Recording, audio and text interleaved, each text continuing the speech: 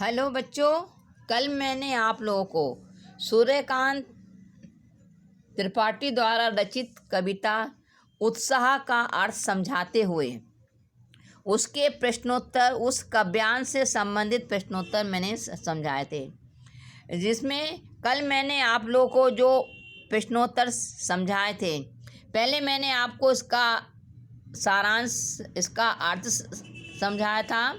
बादल गरजो घेर घेर घोर गगन धारा धर ओ, ललित ललित काले घुंघराले बाल कल्पना कैसे पाले, विद्युत छवि उर्मे कवि नवजीवन वाले, ब्रज छिपा नूतन कविता फिर भर दो बादल गरजो। इसका मैंने आप लोगों को अर्थ बताया था कि जो कवि है वह बादलों में क्रांति का स्वर सुनता है। वह उसके गड़गड़ाते स्वर पर मोहित होकर कहता है, ओ बादल तुम गरजो, तुम कड़को गड़गड़ाओ, तुम अपनी भयंकर गर्जन तर्जन से इस आकाश को घेर लो।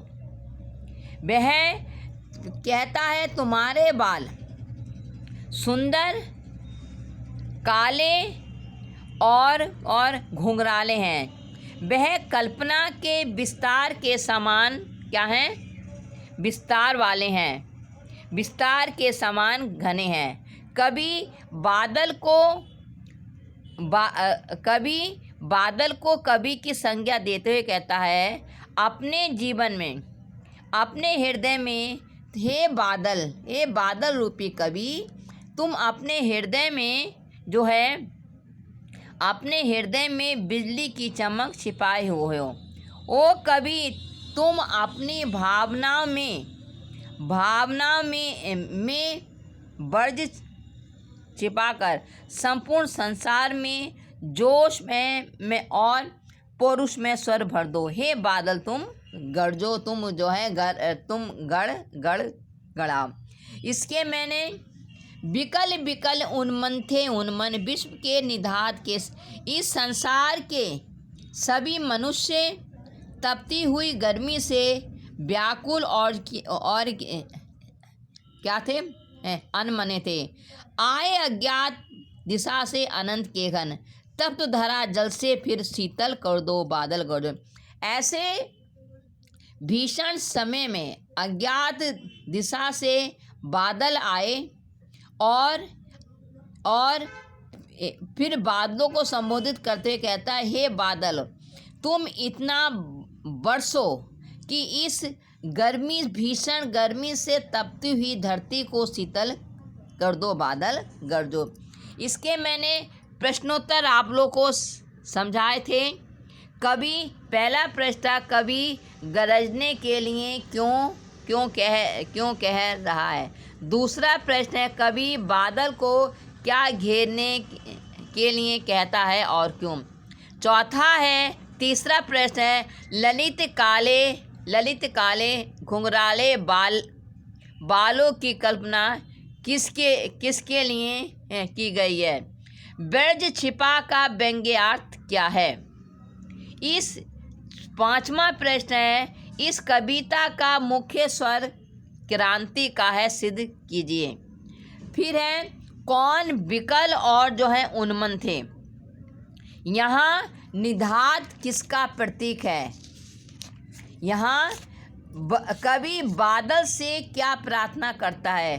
कवि बादल से प्रार्थना करता है कि तुम गर्मी से तपती धरती पर खूब बरसे और उसे शीतल कर दें। तप्त धरा का संकेतार्थ क्या है। तप्त धरा का शाब्दिक अर्थ है गर्मी से तपती हुई धरती, और इसका संकेतार्थ है दुखों से पीड़ित धरती। जल का संकेतार्थ क्या हो सकता है। जल का संकेतार्थ है सुख और शांति। तो इस प्रकार से बच्चों मैंने आपको अर्थ समझाते हुए क्वेश्चन आंसर समझा दिए थे। इस कविता में आज समझाने से पहले मैं आप लोगों को कुछ शब्द अर्थ हैं जो मैं आप लोगों को समझाने जा रही हूँ। आपकी बुक में ही लिखे हुए हैं।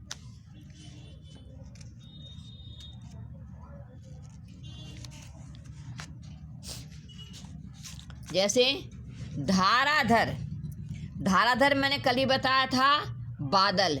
उन्मन माने कहीं मन ना टिकने की इस स्थिति। निधाद माने गर्मी। सकल माने सब सारे। आभा माने चमक। वर्ज माने कठोर भीषण भीषण। तो इसके मैंने आपको शब्द अर्थ समझा दिए थे। अब मैं इसके आपको इस उत्साह कविता के अभ्यास प्रश्न समझाने जा रही हूँ। इसका पहला प्रश्न है कभी बादल से फुआर रिमझिम या बरसने के स्थान पर गरजने के लिए कहता है क्यों? पहला प्रश्न है कभी बादल से फुआर रिमझिम या बरसने के स्थान पर गरजने के लिए कहता है क्यों? इसका उत्तर है कि बादल कभी बादलों को क्रांति का सूत्रधार मानता है। वह उससे पौरुष दिखाने की कामना करता है, इसलिए वह उसे गरजने बरसने के लिए बुलाता है, ना कि फुआर छोड़ने, रिमझिम बरसने या केवल बरसने के लिए ही नहीं। कभी तापों और दुखों को दूर करने के लिए बादलों से क्रांतिकारी शक्ति की अपेक्षा करता है। फिर से बता रही हूँ, देखिए प्रश्न है कभी बादल से फुआर रिमझिम या बरसने के स्थान पर गरजने के लिए कहता है क्यों? तो इसका है कि कभी बादलों को क्रांति का सूत्रधार मानता है। वह उसे पौरुष दिखाने की कामना करता है। वह उसे गरजने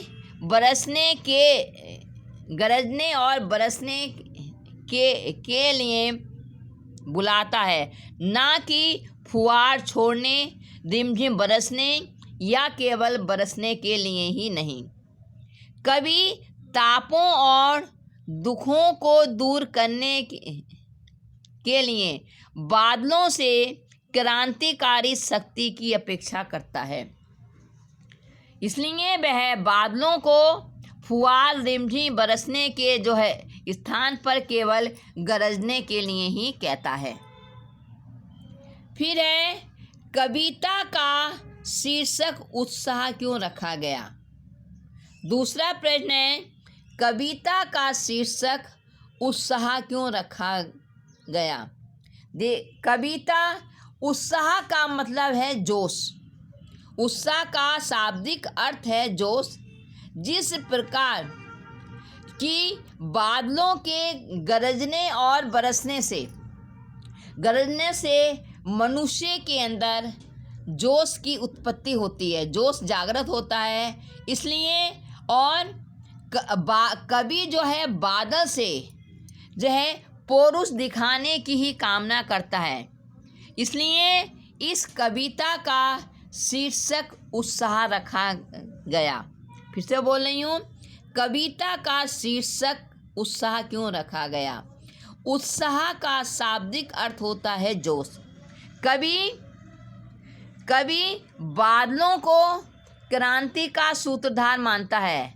वह उससे पौरुष दिखाने की कामना करता है, इसलिए वह उसे गरजने बरसने के लिए बुलाता है। वह चाहता है कि जो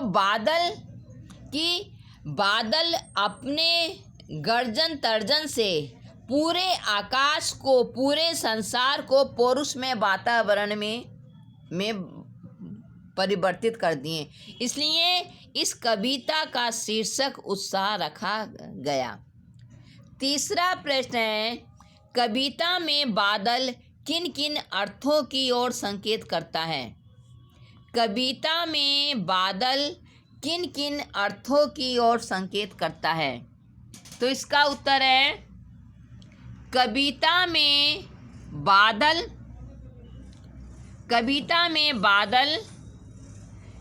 निम्न अर्थों की ओर संकेत करता है। पहला पॉइंट है जल बरसाने वाली शक्ति के रूप में।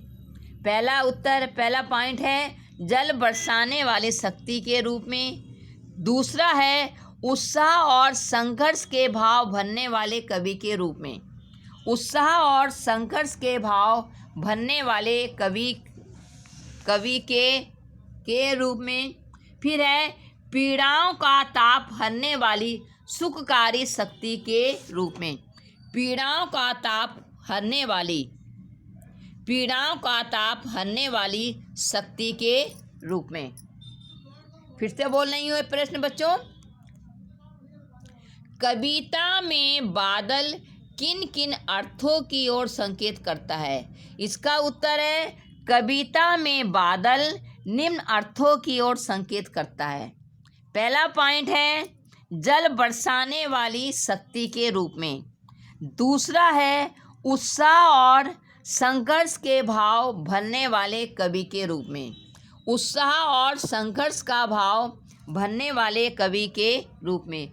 तीसरा है पीड़ाओं का ताप करने वाली सुखकारी शक्ति के रूप में। पीड़ाओं का ताप हरने वाली सुखकारी शक्ति के रूप में।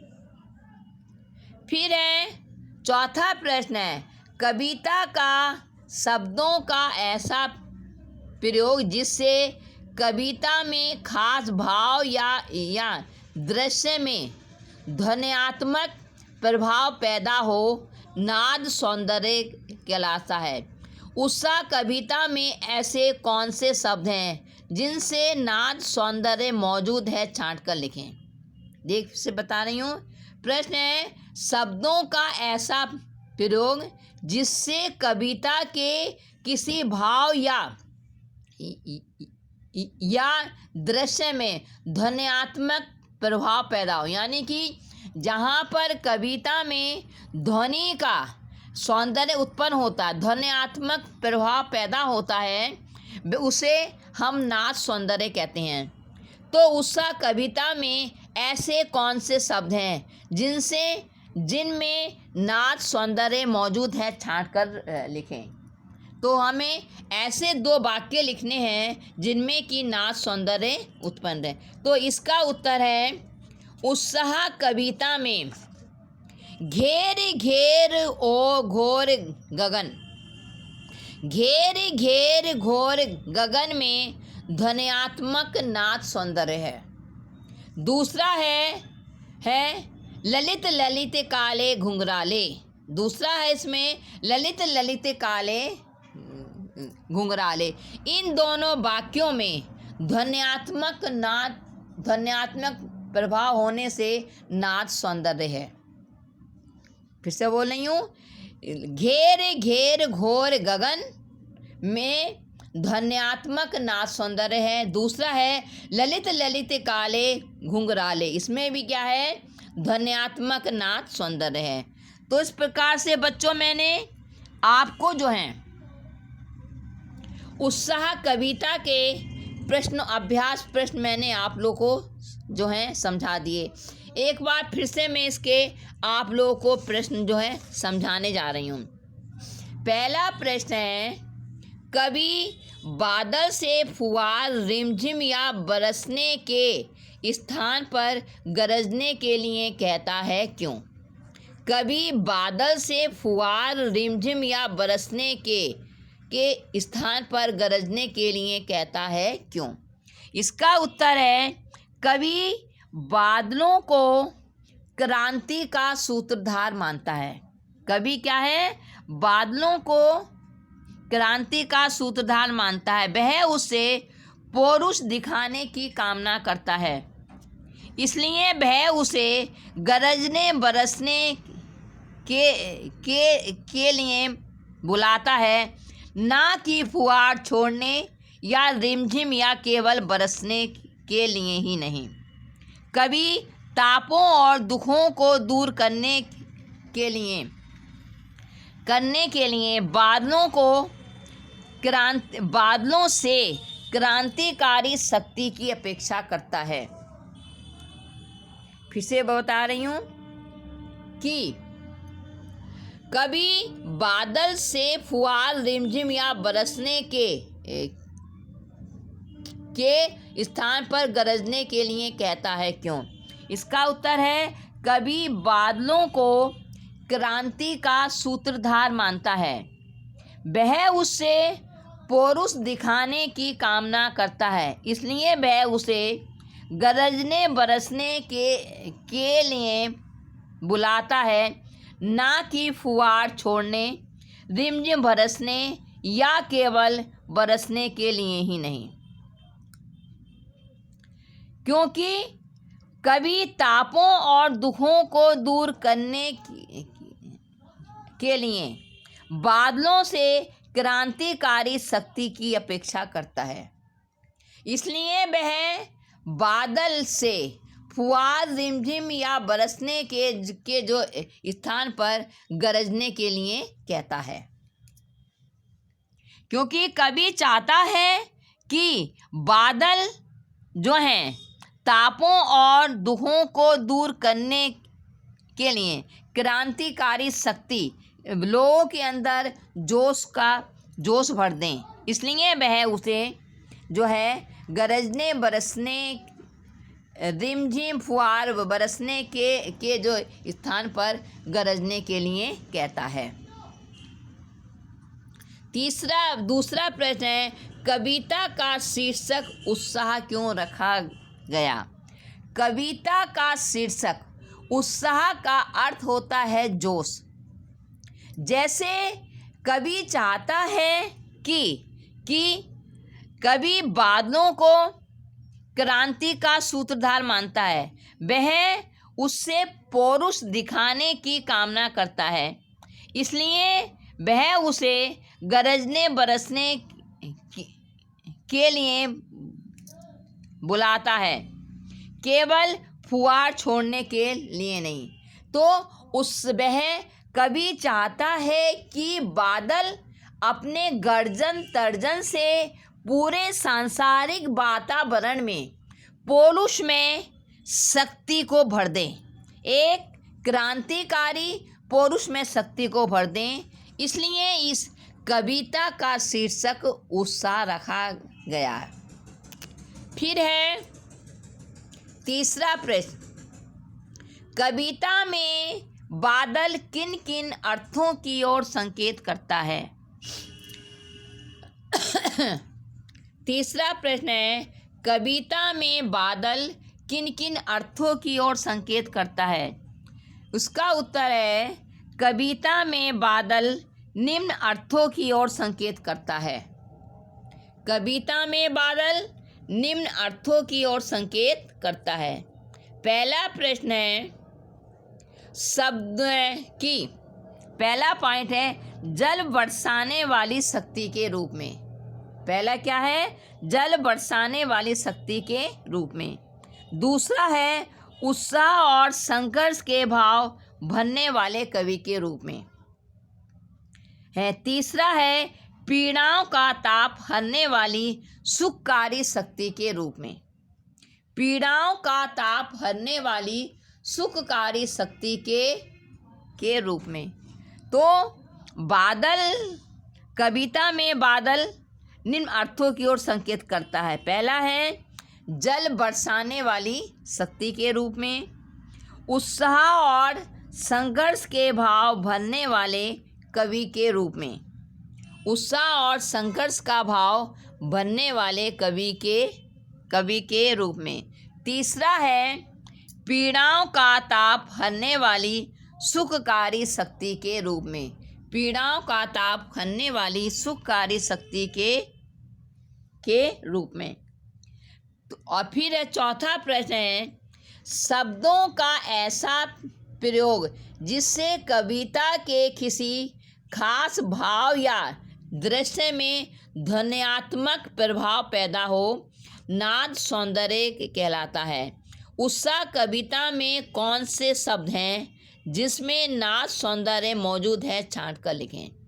अब पहले है कि नाद सौंदर्य कवि शब्दों का ऐसा प्रयोग जहाँ पर कविता में ध्वन्यात्मक प्रभाव पैदा होता है, यानी ध्वनि से उत्पन्न प्रभाव पैदा होता है, वहाँ पर नाद सौंदर्य कहलाता है। तो उत्साह कविता में कौन कौन से नाद सौंदर्य के शब्द हैं? तो इसमें जो है मैं आप लोग को मैंने बताए हैं कि घेर घेर घोर गगन, घेर घेर घोर गगन में नाद सौंदर्य है।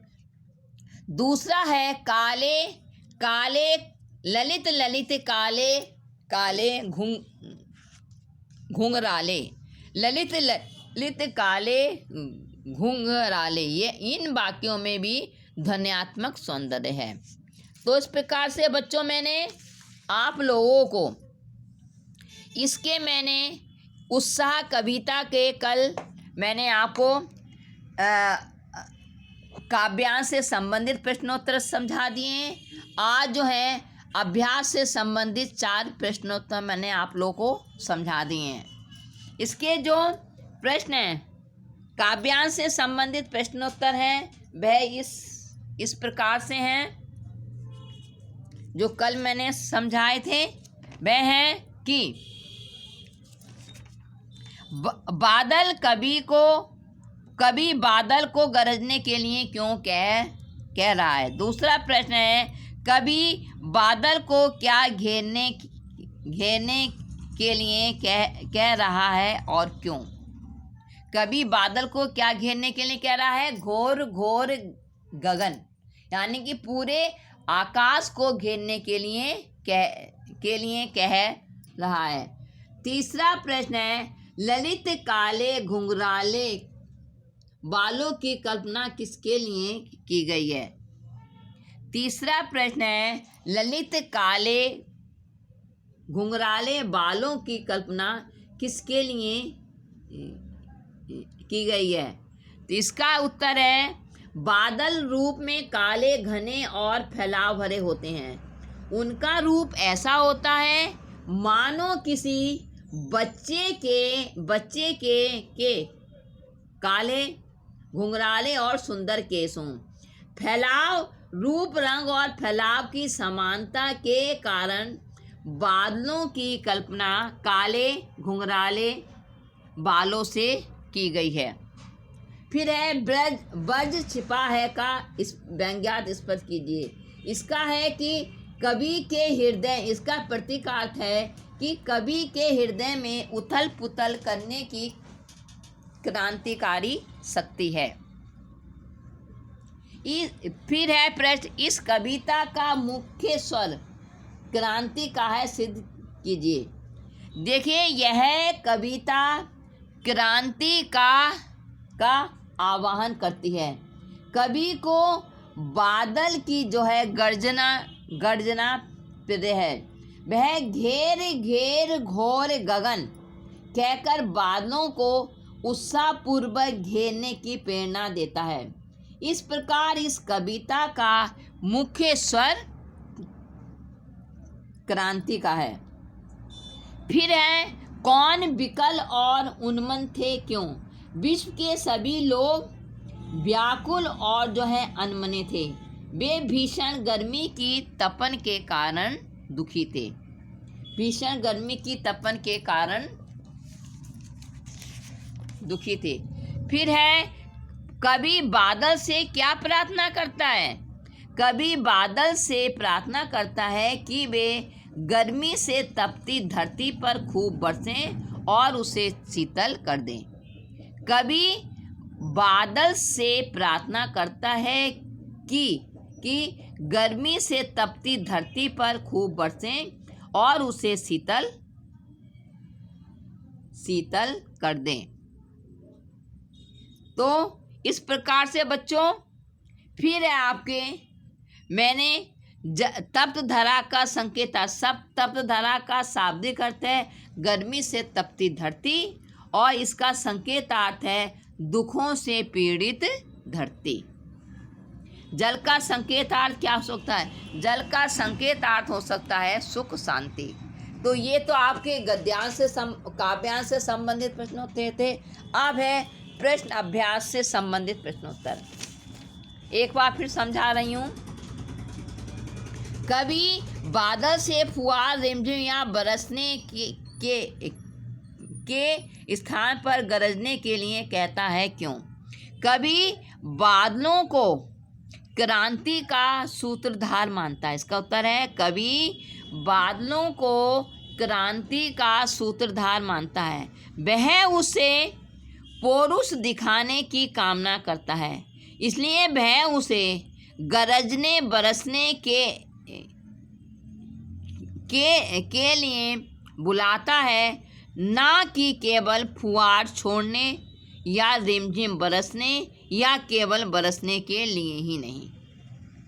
कभी तापों और दुखों को दूर करने के लिए बादलों से क्रांतिकारी शक्ति की अपेक्षा करता है। कभी तापों और दुखों को दूर करने के लिए बादलों से क्रांतिकारी शक्ति की अपेक्षा करता है, इसलिए वह कभी बादल से फुहार रिमझिम या बरसने के जो है स्थान पर गरजने के लिए बुलाता है। फिर प्रश्न है कविता का शीर्षक उत्साह क्यों रखा गया? उत्साह का अर्थ होता है जोश। कभी जैसे कि कभी जो है बादल की गर्जन में उस क्रांति का शब्द सुनता है और बादल, इसलिए वह उसे इस कविता का शीर्षक क्या है? क्योंकि कभी बादलों को क्रांति का सूत्रधार मानता है, वह कभी तापों और दुखों को दूर करने के लिए बादलों से क्रांतिकारी शक्ति की अपेक्षा करता है, इसलिए इस कविता का शीर्षक उत्साह रखा गया। फिर है कविता में बादल किन किन अर्थों की ओर संकेत करता है? इसका उत्तर है कविता में बादल निम्न अर्थों की ओर संकेत करता है। पहला है जल बरसाने वाली शक्ति के रूप में। पहला इसका उत्तर है जल बरसाने वाली शक्ति के रूप में। फिर है उत्साह और संघर्ष के भाव भरने वाले कवि के रूप में। उत्साह और संघर्ष के भाव भरने वाले कवि के रूप में। तीसरा है पीड़ाओं का ताप हरने वाली सुखकारी शक्ति के रूप में। पीड़ाओं का ताप हरने वाली सुखकारी शक्ति के रूप में। तो तीन रूपों में बादल जो है तीन अर्थों की ओर संकेत करता है। पहला है जल बरसाने वाली शक्ति के रूप में, उत्साह और संघर्ष का भाव भरने वाले कवि के रूप में, और पीड़ाओं का ताप हरने वाली सुखकारी शक्ति के रूप में। चौथा प्रश्न है ध्वनिक शब्दों का ऐसा प्रयोग जिससे कविता में किसी खास भाव या दृश्य में ध्वन्यात्मक प्रभाव पैदा हो, नाद सौंदर्य कहलाता है। कविता उत्साह में कौन से शब्द हैं जिनमें नाद सौंदर्य मौजूद है? छांट कर लिखें। देखिए, जहाँ पर ध्वन्यात्मक प्रभाव पैदा होता है, यानी कविता में जहाँ नाद ध्वनि के माध्यम से सौंदर्य उत्पन्न होता है, उसको नाद सौंदर्य कहते हैं। तो इस कविता में जो है जो नाद सौंदर्य के पहले वाक्य हैं, घेर घेर घोर गगन। घेर घेर घोर गगन में नाद सौंदर्य है। दूसरा है ललित ललित काले घुंघराले, इसमें भी जो है दोनों वाक्यों में नाद सौंदर्य है। तो इस प्रकार से बच्चों मैंने आप लोगों को उत्साह कविता के मैंने आप लोगों को अभ्यास प्रश्न समझा दिए, जो आप लोग की समझ में आ गए होंगे। मुझे उम्मीद है पूरी तरह से समझ में आ गए होंगे। इसी के साथ ये आपका रिवीजन कार्य कर रहा है और आपके एग्ज़ाम भी होने वाले हैं, इसलिए आपको टाइमली ये वर्क जो है मुझ तक भेजना होगा। धन्यवाद।